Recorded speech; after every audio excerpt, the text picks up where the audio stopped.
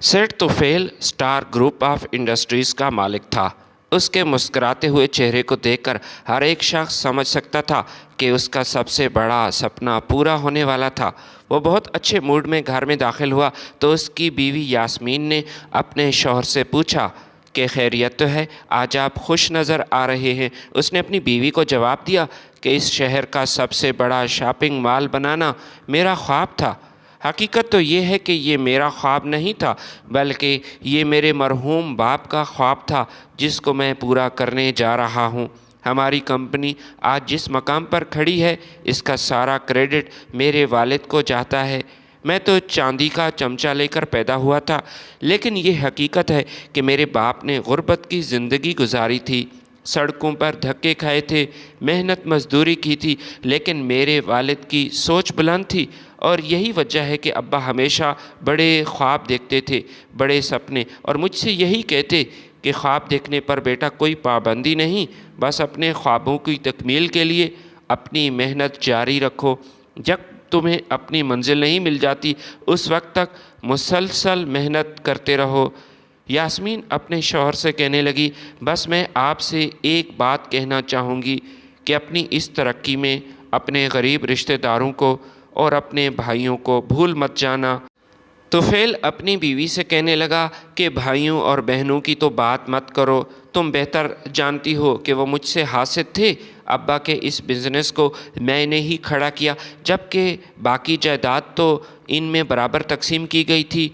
लेकिन अफसोस कि मेरे नालायक भाइयों ने उन्हें मायूस किया और अब्बा की जायदाद में हिस्सा लेने के बावजूद बर्बाद कर डाला। मगर वो मेरी उम्मीदों पर पूरा ना उतरे, शुरू से ही वो शॉर्टकट की तलाश में थे। अब भी उनकी यही सोच है। बाकी रहे गरीब रिश्तेदार, तो उनके रवैये से भी तुम अच्छी तरह वाकिफ़ हो। वो भूख से मर तो जाएंगे, लेकिन कभी भी मेरे दरवाज़े पर नहीं आएंगे। और पता है ये कौन सी चीज़ है जो मेरे दरवाज़े पर आने से रोकती है? यास्मीन ने उससे पूछा कि कौन सी चीज़ है, आप ही बता दीजिए। तुफेल ने मुस्कराकर कहा कि हसद और उनकी झूठी अना उनको कभी भी मेरे दरवाज़े पर नहीं लाएगी। वो भूख से मरना पसंद करेंगे, सड़कों पर भीख मांगना भी उनको पसंद होगा, लेकिन कभी भी मुझसे मदद नहीं मांगेंगे। तुफेल की आज मैनेजर के साथ बहुत बड़ी अहम मीटिंग थी, जिसमें मैनेजर ने तुफेल को बताया कि शहर के बीचों बीच 2-3 एकड़ ज़मीन है, इस पर हम शॉपिंग मॉल बनाने जा रहे हैं, लेकिन इस पर भिखारियों की 50 से ज़्यादा झोंपड़ियां हैं। मैंने इन्हें ज़मीन खाली करने का कहा, लेकिन वो 1 हफ़्ते का वक्त मांग रहे हैं। तुफेल साहब अपने मैनेजर पर चिल्लाया, उस पर गुस्सा किया और फिर उससे कहने लगा कि कामयाबी का एक असूल याद रखना कि हमेशा वक्त की कदर करनी है। जो लोग वक्त की कदर नहीं करते तो वक्त उन्हें ठोकर मारकर आगे बढ़ जाता है और वह हमेशा पीछे रह जाते हैं। मेरे पास अल्लाह का दिया हुआ सब कुछ है, लेकिन एक चीज़ की कमी है, वो है वक्त, जो मैं ज़ाया नहीं करना चाहता। तुम इन भिखारियों को नहीं जानते, आज ये 1 हफ़्ते का वक्त मांग रहे हैं, कल को 1 महीना मांगेंगे और फिर 1 साल इसी तरह हमें जलील करेंगे। 24 घंटे के अंदर अंदर ये झोंपड़ियाँ खाली करवाओ और इनको धमकी दो कि अगर 1 दिन में इन्होंने झोंपड़ियाँ खाली ना की तो हम इनकी झोंपड़ियों को आग लगा देंगे।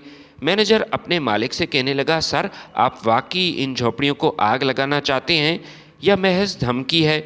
तुफेल ने अपने मैनेजर से कहा कि तुम सवाल बहुत करते हो और सोचते भी ज़्यादा हो। मुझे उम्मीद है कि आग लगने से पहले ही वो लोग झोंपड़ियाँ खाली कर देंगे और ये नौबत नहीं आएगी। मैनेजर और तुफेल की ये मीटिंग और गुफ्तगू जारी थी कि ऑफिस के दरवाज़े पर एक खाना बदोश खड़ा हो गया और सिक्योरिटी गार्ड की तरफ से इन्हें बताया गया कि खाना बदोश जो कि बुज़ुर्ग है वो आप लोगों से मिलना चाहता है। तुफेल ने अपने मैनेजर से कहा कि उससे बात करो और उसे समझाओ कि फ़ौरन वो इलाका खाली करें। वो एक 60 साल बुज़ुर्ग था जिसने हाथ में एक डंडा पकड़ा हुआ था जिसके सहारे वो चलता था। मैनेजर उसके पास आया तो मैनेजर के सामने ही वो ज़मीन पर बैठ गया और फिर कहने लगा, साहब हम लोगों का कोई ठिकाना नहीं, गंदम की फसल तैयार हो चुकी है। हमने एक ज़मींदार से बात की है, वो 1 महीने के लिए हमें अपनी ज़मीनों पर رہائش کی اجازت دے رہا ہے، لیکن فصل کی کٹائی میں ابھی بھی تقریباً 10 دن باقی ہیں۔ آپ لوگوں سے گزارش ہے کہ ہمیں 1 ہفتہ یا پھر 10 دن یہاں رہنے کی اجازت دے دیں، اس کے بعد ہم خود بخود یہاں سے روانہ ہو جائیں گے اور زمیندار کی اس زمین میں شفٹ ہو جائیں گے۔ مینیجر اس خانہ بدوش سے کہنے لگا کہ 1 مہینے بعد تم کہاں جاؤ گے؟ بزرگ خانہ بدوش نے آسمان کی طرف دیکھا اور کہا، صاحب، اللہ تعالیٰ کی کائنات بہت وسیع ہے، ہمارے لیے 1 مہینہ بہت ہے۔ 1 مہینے بعد ہم کہیں نہ کہیں رہنے کے لیے چلے جائیں گے اور ہمیں جگہ بھی مل جائے گی۔ مینیجر نے جواب دیا، لیکن مالک کا حکم ہے 24 گھنٹے کے اندر یہ زمین خالی کرنی ہے۔ میں تم کو پہلے بھی بتا چکا ہوں، آج شام تک تمہارے پاس وقت ہے۔ اگر شام تک تم لوگوں نے یہ زمین خالی نہ کی تو مجبوراً ہمیں تمہاری ان جھونپڑیوں کو آگ لگانا پڑے گی۔ آگ کا نام سنتے ہی وہ خانہ بدوش خوف سے کانپنے لگا اور ہاتھ جوڑ کر مینیجر کی منت کرنے لگا، لیکن مینیجر نے صاف صاف الفاظ میں کہا کہ 24 گھنٹے کا مطلب صرف 24 گھنٹے ہی ہے، 1 منٹ زیادہ تمہیں وقت نہیں ملے گا۔ میں نے حقیقت آپ کو بتانی تھی، جو بتا دی، بعد میں شکوہ نہ کرنا۔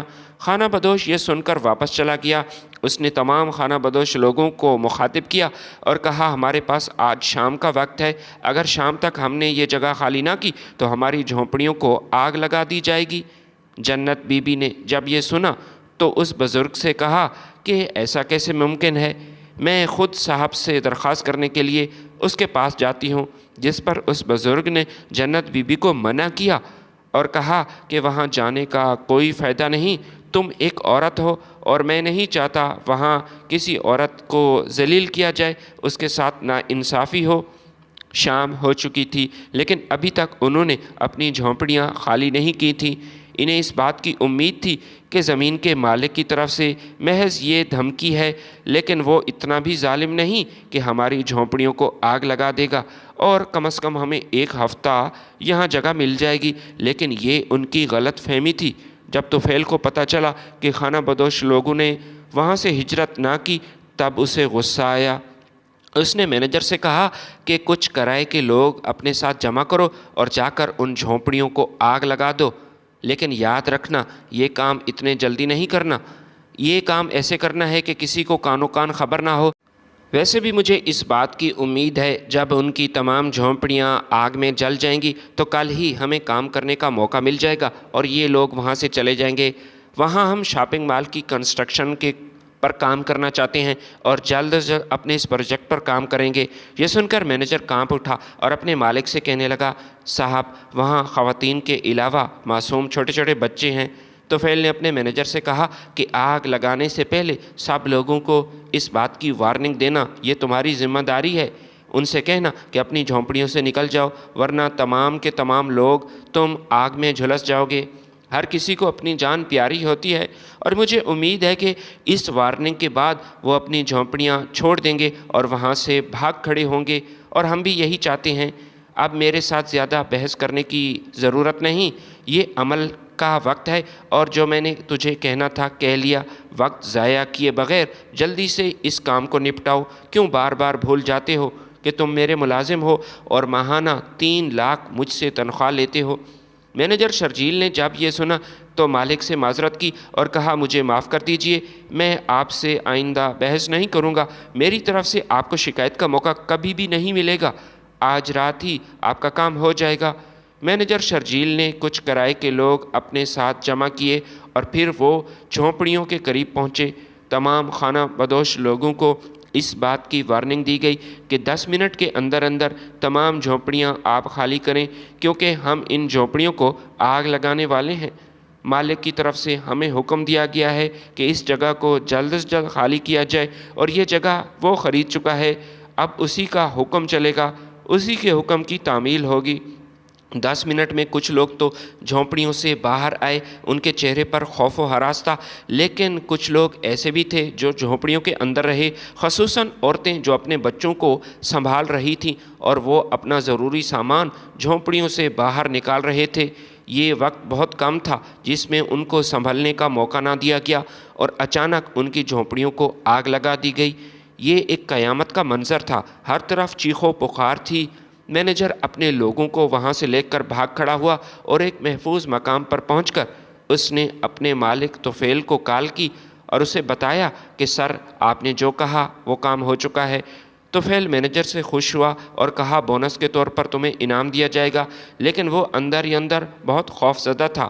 وہ کسی طرح مینیجر شرجیل کو اس بات کا علم ہو چکا تھا کہ کافی خانہ بدوش عورتیں اور بچے اب بھی جھونپڑیوں کے اندر تھے اور ان کو باہر آنے کا موقع بھی نہیں ملا تھا۔ یہ تو طفیل کی طرف سے ایک پریشر تھا جس کو وہ پورا کر رہا تھا، اور شرجیل کے سوچنے سمجھنے کی صلاحیت بالکل ختم ہو چکی تھی۔ وہ اپنے آپ کو ایک مجبور اور ملازم سمجھ رہا تھا۔ ہر طرف خوف و ہراس کا عالم تھا۔ یہ رات کے تقریباً 12 بج چکے تھے۔ فائر بریگیڈ والوں کو بلایا گیا، لیکن ان کے آنے سے پہلے ہی کافی نقصان ہو چکا تھا۔ عورتوں اور بچوں کی چیخ و پکار تھی، لیکن سب سے بڑی چیخیں آسمان کو جو چیر رہی تھیں یہ جنت بی بی کی چیخیں تھیں، جن کو اپنے 3 بچے نہیں نظر آ رہے تھے۔ وہ خواب پر بیٹھی چیخ رہی تھی، اپنے سر میں مٹی ڈال رہی تھی اور کہہ رہی تھی کہ میرے بچے جل چکے ہیں، مجھے نہیں مل رہے، خدارا میرے بچوں کی لاشیں ان جھونپڑی سے باہر نکالو۔ جنت بی بی کو کچھ لوگ جھوٹی تسلی دے رہے تھے کہ پریشان ہونے کی ضرورت نہیں، آپ کو آپ کے بچے مل جائیں گے، لیکن وہ سب سمجھ چکی تھی۔ وہ اپنے بچوں کو کھو چکی تھی، ان کی آخری چیخیں سن چکی تھی۔ جنت بی بی نے 3 بچوں کی لاشیں جھونپڑی سے باہر نکالی تو وہ سکتے میں آ گئی۔ کوئی اس کو سنبھالنے والا نہیں تھا۔ جو خانہ بدوش بچ چکے تھے وہ کافی زخمی تھے اور ان کو ہسپتال منتقل کیا گیا۔ یاسمین کو جب اس بات کا علم ہوا تو اپنے شوہر سے پوچھنے لگی کہ یہ آگ آپ نے لگائی؟ وہ اپنی بیوی سے کہنے لگا تم پاگل ہو، میں ایسا کیسے کر سکتا ہوں؟ یہ کوئی حادثہ ہوا ہے اور اس بات کو سمجھنے کی کوشش کرو۔ یاسمین نے اپنے شوہر سے کہا لیکن جو لوگ جھلس چکے ہیں، زخمی ہیں، ہسپتال میں ہیں، وہ تو آپ کے خلاف بیان دے رہے ہیں۔ طفیل نے اپنی بیوی سے کہا کہ اس شہر میں کئی ایسے لوگ ہیں جو میرے مخالف ہیں، وہ مجھے نیچا دکھانے چاہتے ہیں، میرے کاروبار کو نقصان پہنچانا چاہتے ہیں، اور ان خانہ بدوش لوگوں کو خریدنا ان کے لیے اتنا مشکل نہیں۔ ان لوگوں نے محتاجیاں دیکھی ہیں، غربت کی زندگی گزاری ہے، اور کافی پیسے اگر ان کے ہاتھ آ جائیں تو وہ کسی کے خلاف بھی جھوٹی گواہی دینے کے لیے راضی ہو جائیں گے۔ اس بات کو سمجھو، میں نے ایسا کچھ نہیں کیا، یہ محض ایک حادثہ تھا۔ یاسمین اپنے شوہر کی یہ بات سن کر خاموش ہو گئی، لیکن دل ہی دل میں کافی پریشان تھی جب اسے پتہ چلا کہ کئی بچے اس آگ میں جھلس گئے اور عورتوں کے 3 بچے بھی تھے جو مر چکے ہیں۔ اس کے دل کا چین ختم ہو چکا تھا۔ وہ بار بار اپنے بیٹے کامران کو کال کر رہی تھی جو امریکہ میں مقیم تھا۔ کامران اپنی ماں سے کہنے لگا کہ ماں آپ کیوں رو رہی ہیں؟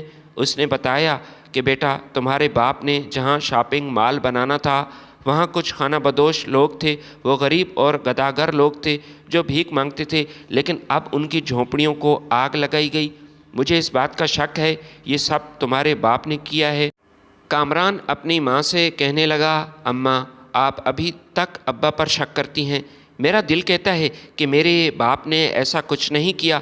یاسمین رو کر اپنے بیٹے سے کہنے لگی خدا کرے یہ جھوٹ ہو، یہ میرا وہم ہی ہو، بیٹا تم اپنا خیال رکھنا، میں تو یہی چاہتی ہوں کہ تم واپس آ جاؤ ہمارے پاس۔ جس پر کامران نے اپنی ماں کو جواب دیا کہ کچھ مہینے بعد میں واپس آ جاؤں گا، بس ایک ریسرچ چل رہی ہے، یہ میرا پروجیکٹ ہے، میرے جیسے ہی اگزام کمپلیٹ ہوں گے تو میں واپس ضرور آ جاؤں گا۔ پھر کامران نے اپنی ماں سے کہا کہ ماں اپنا خیال رکھیے گا اور ابا کے بارے میں ایسے منفی خیالات اپنے ذہن میں مت لائیں، ان سے آپ کا ہی نقصان ہوگا۔ میں ابا سے بات کرتا ہوں، ایسا کچھ نہیں جو آپ سمجھ رہی ہیں، یہ شاید ایک حادثہ ہوگا اور لوگ اس حادثے کو ابا کے ساتھ جوڑنے کی کوشش کر رہے ہیں اس کو نقصان پہنچانے کے لیے۔ آپ اچھی طرح جانتی ہیں اس شہر میں میرے باپ کے کتنے مخالف ہیں۔ کئی ایسے لوگ ہیں جو میرے باپ کے کاروبار کو پھلتا پھولتا ہوا نہیں دیکھ سکتے۔ آپ کو پریشان ہونے کی بالکل ضرورت نہیں، میں جلد واپس آ جاؤں گا۔ شام ہوئی تو کامران نے اپنے باپ کے ساتھ ویڈیو کال پر بات کی اور پھر اس سے کہنے لگا کہ آج دوپہر میری ماں سے بات ہوئی، ماں کافی پریشان تھی۔ طفیل اپنے بیٹے سے پوچھنے لگا تمہاری ماں نے تم سے کیا کہا؟ کامران نے اپنے باپ سے کہا کہ بابا وہ یہی کہہ رہی تھی کہ جس جگہ شاپنگ مال بننا تھا وہاں پر آگ لگا گئی، کافی خانہ بدوش لوگ تھے جو جل گئے اور یہ آپ کے باپ نے کیا۔ یہ سن کر طفیل کو غصہ آیا اور کہنے لگا اس عورت کی تو میں ابھی خبر لیتا ہوں۔ کامران اپنے باپ کو منع کر رہا تھا کہ ابا اماں سے کچھ نہ کہنا، اگر آپ نے ماں سے کچھ کہا تو میں وعدہ کرتا ہوں کہ واپس نہیں آؤں گا۔ طفیل کافی غصے میں تھا، اپنے بیٹے سے کہنے لگا، تمہاری وجہ سے میں ہمیشہ خاموش ہو جاتا ہوں، ورنہ یہ عورت اس قابل نہیں کہ میں اسے اپنے گھر میں ٹھہراؤں۔ ویسے تو یہ میری دوست بنی پھرتی ہے، لیکن اس سے تو عقل مند دشمن ہی بہتر ہیں۔ کامران نے اپنے باپ کو تسلی دی، جس کی وجہ سے اس کے باپ طفیل کا غصہ کچھ ٹھنڈا ہوا، اور پھر اس کے بعد کامران نے اپنے باپ سے پوچھا، بابا آپ سے ایک بات پوچھنا چاہ رہا ہوں۔ اس نے کہا، پوچھو کیا پوچھنا ہے؟ کامران نے اپنے باپ سے کہا کہ یہ آپ کی طرف سے ہی ہوا ہے کیا؟ طفیل نے اپنے بیٹے سے کہا کہ بیٹا اب میں تم سے جھوٹ نہیں بولوں گا، مجھے یہ کرنا پڑا مجبوری میں، لیکن مجھے نقصان کا اندیشہ نہیں تھا جو جانی نقصان ہوا۔ حالانکہ میرے بندوں نے ان جھونپڑیوں کو خالی کروانے سے پہلے اعلان کیا تھا، ان کو وارننگ دی تھی، مگر سب اچانک ایسا ہوا اور یہ مینیجر کی غلطی کی وجہ سے ہوا۔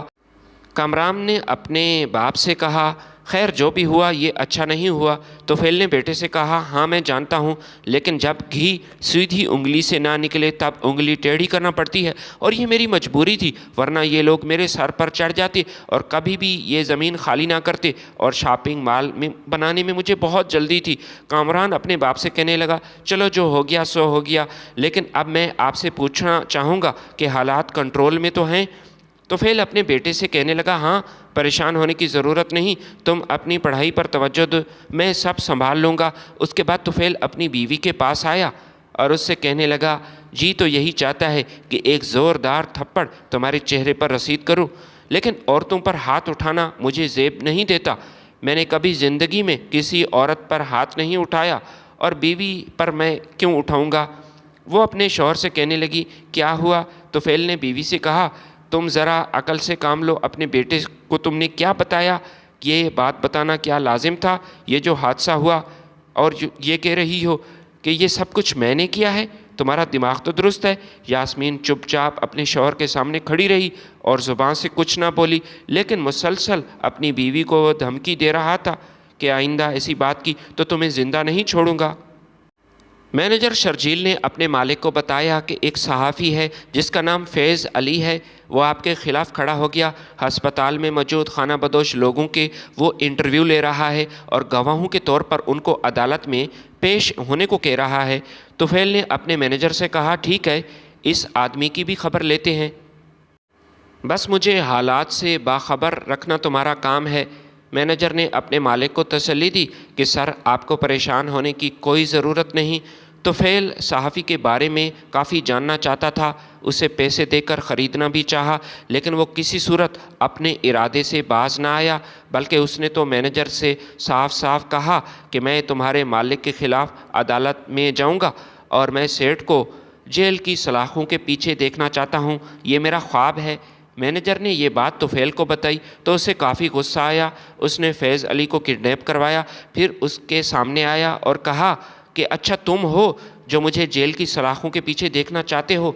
میری بات بڑے ہی غور سے سنو، اس دنیا میں ہر چیز بکاؤ ہے، دنیا کی ہر چیز پیسے سے خریدی جا سکتی ہے، اور تمہاری اطلاع کے لیے میں عرض کرتا چلوں کہ میرے پاس پیسے کی کوئی کمی نہیں جس سے میں ہر کسی کو خرید سکتا ہوں۔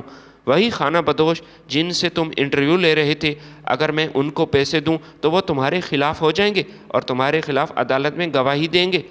بہتر یہی ہے کہ تم اس معاملے میں نہ پڑو اور اپنے بیوی بچوں کے بارے میں سوچو۔ میرے راستے میں آنے کی کوشش کی تو تمہیں زندہ نہیں چھوڑوں گا، اور تمہارے بچوں کا کیا ہوگا اور تمہاری بیوی کا کیا ہوگا، کبھی اس بارے میں سوچنا۔ لیکن اس نے کہا کہ میں آپ کی دھمکیوں میں آنے والا نہیں، جو کام کر رہا ہوں اس پر میں دلی طور پر مطمئن ہوں اور اپنے راستے سے پیچھے نہیں ہٹوں گا۔ طفیل نے اسے بالوں سے پکڑ کر کہا، ٹھیک ہے، جب تمہیں اپنے بیوی بچوں کا، اپنی فیملی کا خیال نہیں تو میں کیا کر سکتا ہوں؟ امید ہے آج کے بعد تمہاری بیوی بچے تمہیں نہیں دیکھیں گے اور تمہارے دیدار کو ترسیں گے۔ ایک ہفتے تک اس نے فیض علی کو اپنے قبضے میں رکھا، جبکہ فیض علی کی بیوی اور بچے اپنے سربراہ کے لیے کافی پریشان تھے۔ فیض کی بیوی نے اپنے شوہر کی گمشدگی کے لیے پولیس اسٹیشن میں رپورٹ درج کرائی، لیکن اس کا بھی کوئی فائدہ نہ ہوا۔ طفیل نے ان خانہ بدوش لوگوں کو خریدنے کا فیصلہ کیا، لیکن وہ کسی لالچ میں نہ آئے۔ جنت بی بی نے تمام خانہ بدوش لوگوں سے یہی کہا کہ اگر کسی نے ان لوگوں سے پیسے لیے تو میں ان کو کبھی بھی معاف نہیں کروں گی۔ یہ لوگ ہماری عورتوں کے اور ہمارے بچوں کے قاتل ہیں، ہم کسی صورت ان سے صلح نہیں کریں گے اور انصاف مانگیں گے۔ حالانکہ طفیل نے جنت بی بی کو 2 کروڑ کی آفر کی اور اس سے یہی کہا کہ تم غریب عورت ہو، ساری زندگی بھیک مانگ کر گزارا کرتی ہو، اگر اتنے پیسوں کے بارے میں وہ سوچے گی تو اس کا دماغ گھوم جائے گا اور وہ لالچ میں آ کر اتنے سارے پیسے لے لے گی۔ لیکن ایسا کچھ بھی نہ ہوا۔ جنت بی بی نے 2 کروڑ کی یہ بڑی آفر ٹھکرا دی اور کہا کہ میں اپنے بچوں کے قاتل سے صلح نہیں کروں گی، نہ ہی ان سے پیسے لوں گی، اور عدالت کا دروازہ ضرور کھٹکھٹاؤں گی۔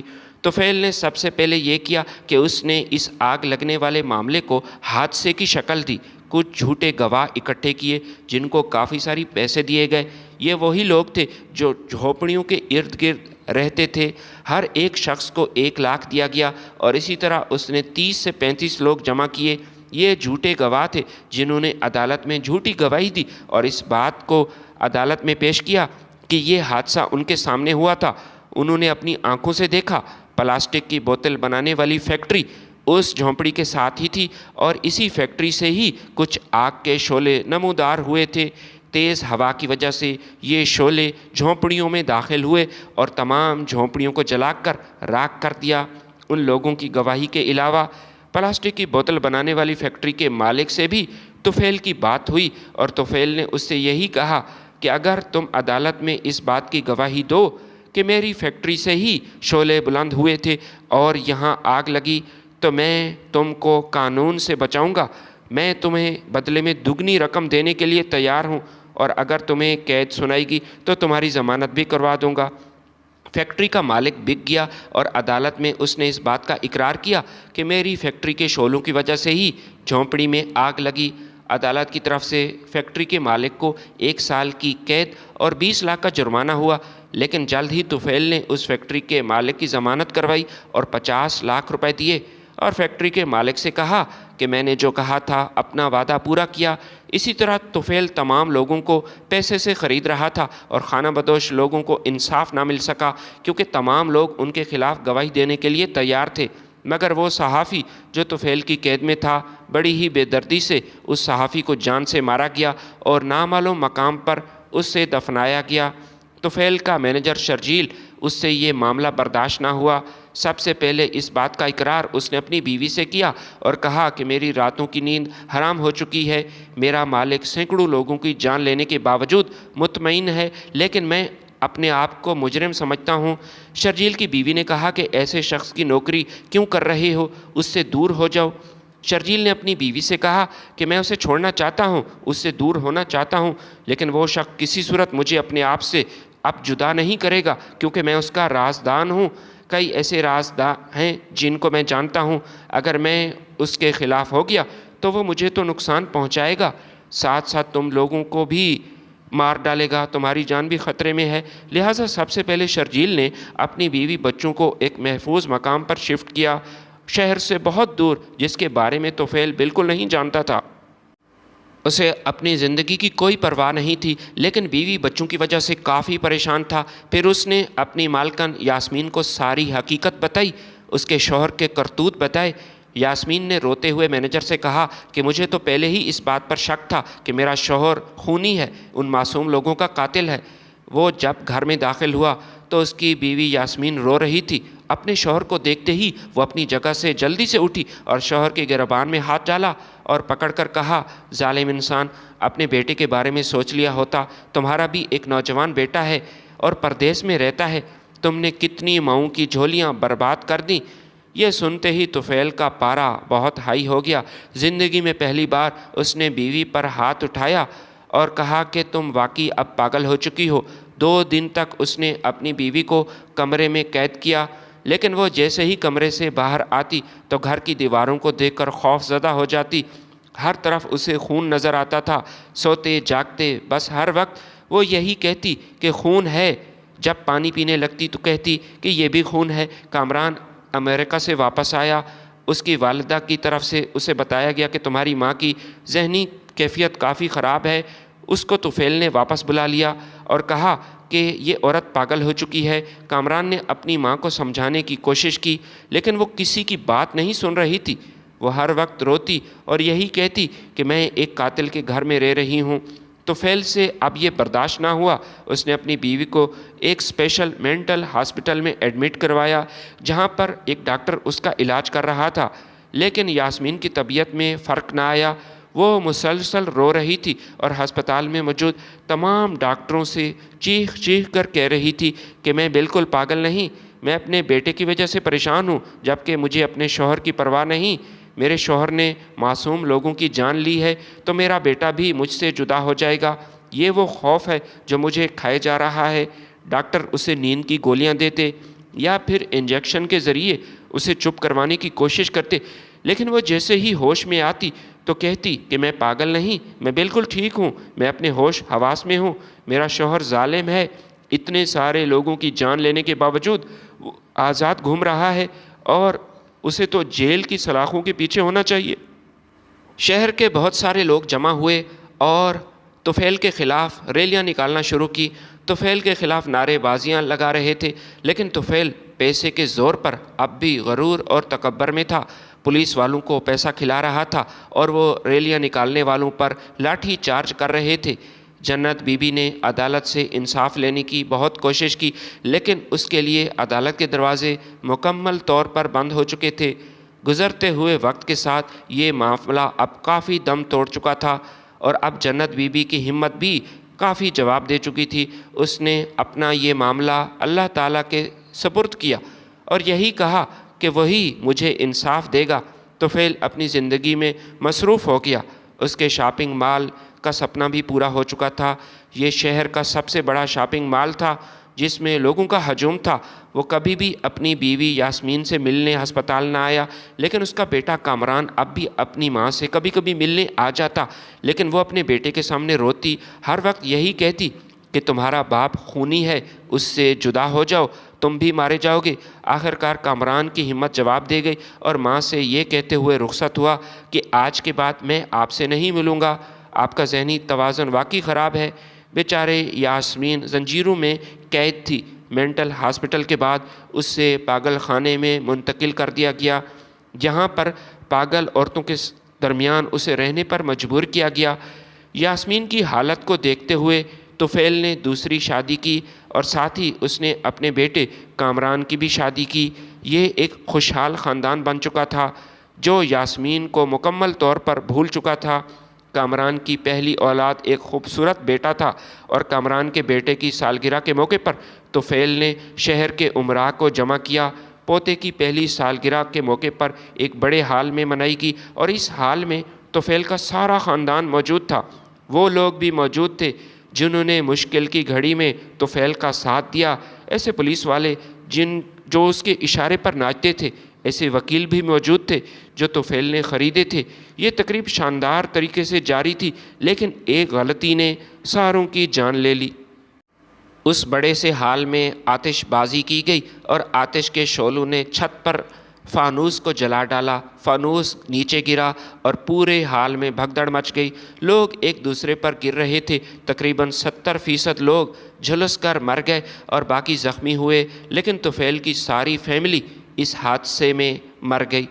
اس کی بیوی کو یہ خبر ملی تو وہ اپنا سر پیٹنے لگی۔